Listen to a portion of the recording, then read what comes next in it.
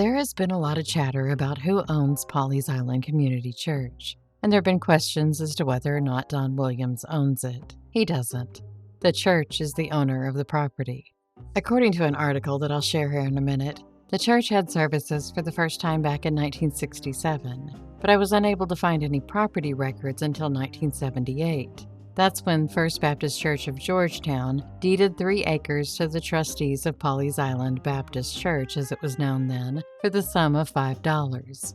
I thought this part of the deed was interesting. Quote, "To have and to hold all in singular, the said premises before mentioned, unto the said Wade O. Camlin Jr., Harry Poston, and George Wood as trustees of Pawleys Island Baptist Church, their heirs, successor, and assigns, provided, however, in the event this property shall cease to be used as a Baptist church, with membership in the Southern Baptist Convention or its successor organization, and the South Carolina Baptist Convention or its successor organization, the estate hereby conveyed shall revert to and immediately revest in the grantor, its successors, and assigns." End quote.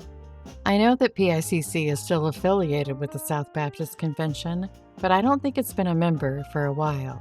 Maybe their affiliation with the Southern Baptist Association is a way to skirt this caveat.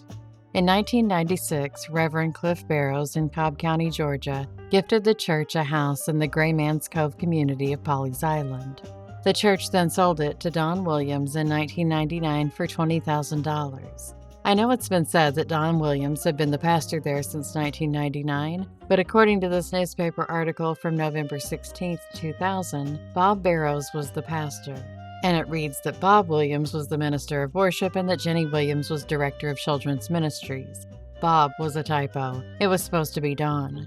And I've confirmed this from a different article about the church from July 13, 2000.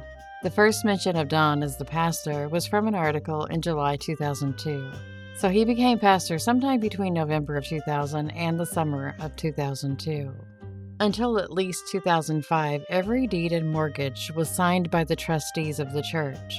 But by 2011, it switched from trustees to the president and secretary-treasurer. I'm not sure when they switched from trustees to board members because there aren't any documents from that time period for me to compare.